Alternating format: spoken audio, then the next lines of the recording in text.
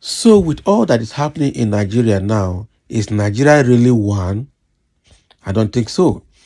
Right from the time of Buhari, let me leave the time of Goodluck Jonathan a bit together, because that era, even though there was corruption, seems to be better than what we're experiencing today.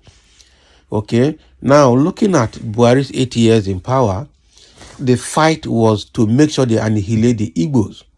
Okay, and that is why Buhari left fighting the Boko Haram and the insurgents in the north, especially in the Borno state, dispatched the soldiers to go and kill the Igbos in Imo and Anambra and all of those states, up there, boy.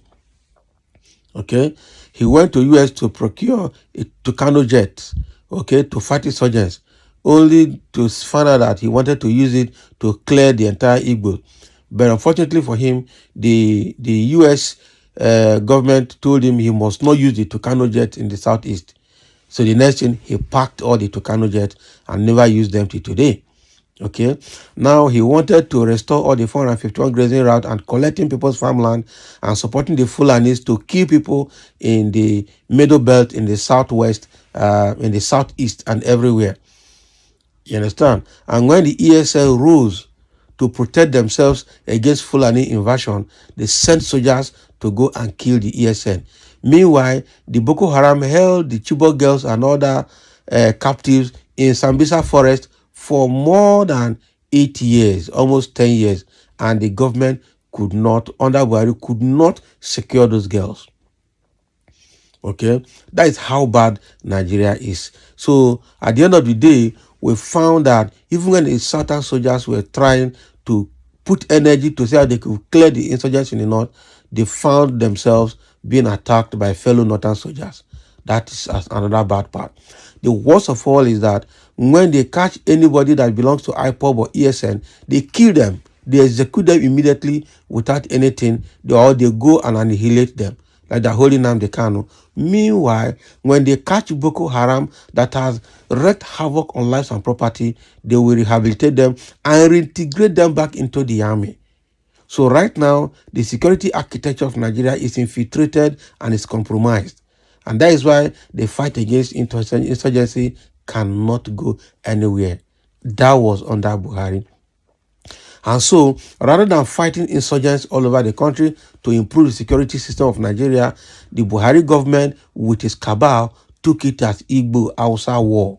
And they were fighting to see how they will use government machineries to kill the Igbos and finish them. That's one part. Second part, it became a religious war. While they were killing Christians everywhere, bombing all churches everywhere in the north, and up to a point where even the killing of Christians in Southern Kaduna are Hausas, they are not Igbos, but they kill them, and the former governor of Kaduna State, El-Rufai, was watching without doing anything, without any significant intervention.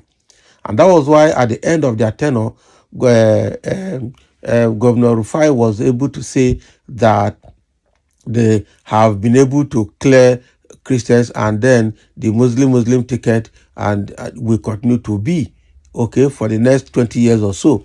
And, was bragging with how much he has established jihads and Muslims in the state.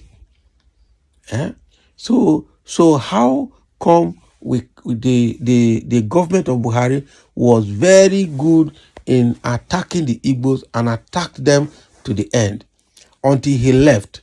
Now, before he left, the building up of the election, they adopted Muslim ticket. Okay, again undermining the Christians, because they believe the Fulani's narration is that they own the country and the resources. Nigeria is their own. They can live anywhere. They can do anywhere. The ruling Nigeria is their birthright.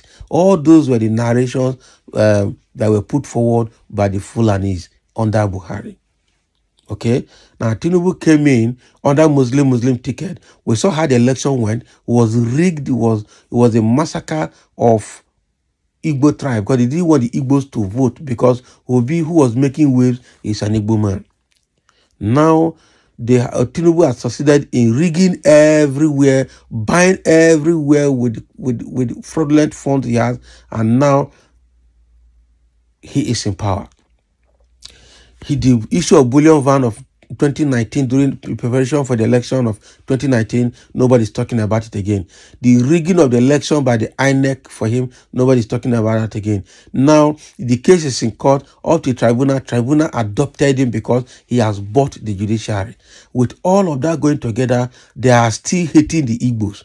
Now, because of the hatred for the Igbos that the Yorubas and the Hausas and the Fulani transferred to the Yorubas, some of the Yorubas under Tinubu said the Igbos should not come out to vote in the Southwest, especially in Lagos. And that was why MC Olomo was commissioned to annihilate the Igbos in Lagos, saying that if you're born you were, come out and vote. If you are not voting Tinubu, don't vote. Understand? All of that, they instituted a National Peace Committee headed by the former head of state, General Abdulsalami Abubakar, retired, who said he was going to do everything to make sure the election was conducted peacefully. He could not achieve that because APC became fraudulent and became very violent. Even in the Southwest, they fought the Igbos, they fought people. In fact, in Lagos, anybody that cannot speak Yoruba is an Igbo. That is how bad it is. So they're forgetting that people in Lagos, some are from Southeast, some are from South, some are from Middle Belt, some are from even the North. All of them are there. If you cannot speak Yoruba, you are an Igbo. That's how bad it is. And now they've drawn the narration to a point now that even Atiku is fighting Tinubu because of Tinubu's certificate forgery. They are still putting it on Obi. The Yorubas are still putting it on Obi, as if Peter Obi is the person fighting. Peter Obi is only fighting for his mandate, that they stole his mandate, and is still pursuing it.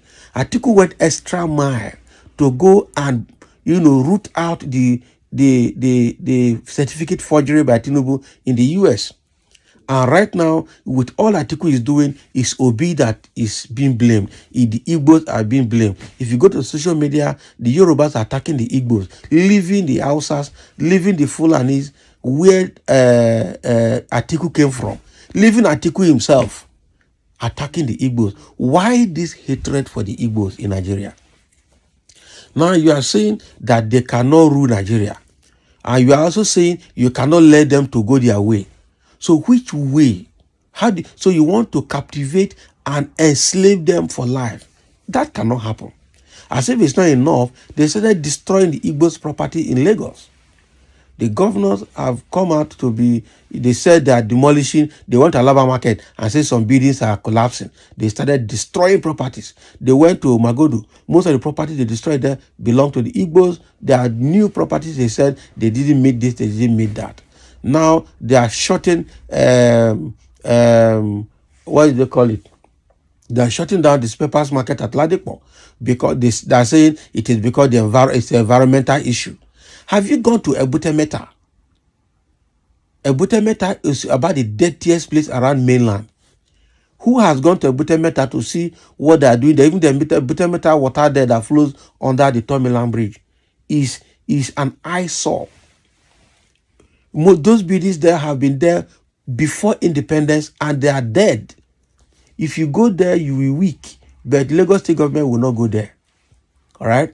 But where the Igbos are selling or are living, that is where they will go to do what they want to do because of the hatred for the Igbos. So the question is Nigeria really one? Because with the way things are going, it is obvious that Nigeria is not one. The question is, how long will Nigeria continue to deceive itself that it is one? Because we have seen that both the Igbos and the Yorubas, especially some unscrupulous elements in Yorubas, because I have seen some good Yorubas that are fighting for justice. Okay, even in the Labour Party and the Obedient, a lot of good Yorubas are also there. Okay, but the fact remains that why is it that majority of the Yorubas are dancing the same way with the Hausas to annihilate the Igbos? Okay, why not divide the country and let them go their way? They don't have oil, okay. They don't have support, okay. Let them go and develop their own way And after all, Japan is not doing oil and they are doing well. Singapore is not doing enough of oil and they are doing well. Netherlands is only dredging and construction is their job and they are doing well. Okay, Germany is not boasting of oil, it's boasting of manufacturing. So what are you talking? Eh? Allow the Igbos to go and see whether they will not excel. So, and that all of that built together with the way Nigeria is going is bringing the question, how long will Nigeria continue to pretend as one? So let me have your comment, because the way things are going, in practice, it is obvious that Nigeria is not one because of ethno-religious hatred that is existing right now. The kind of ethnic dichotomy, very wide, gully boundaries between Hausa, the Yorubas, and the Igbos. And the Hausas and the Yorubas seems to have integrated themselves against the Igbos, and the Igbos are just fighting for air to breathe. If it is possible to seize the air so that the Igbos stop breathing, these two tribes would have seized it. So the question is, how long will this tribal war continue, and how long Nigeria continue to survive as one nation? It's a big question that we must answer. And if we are not honest with ourselves, then I don't know how the solution will come. So thank you for listening, and let's have your comment on these narratives.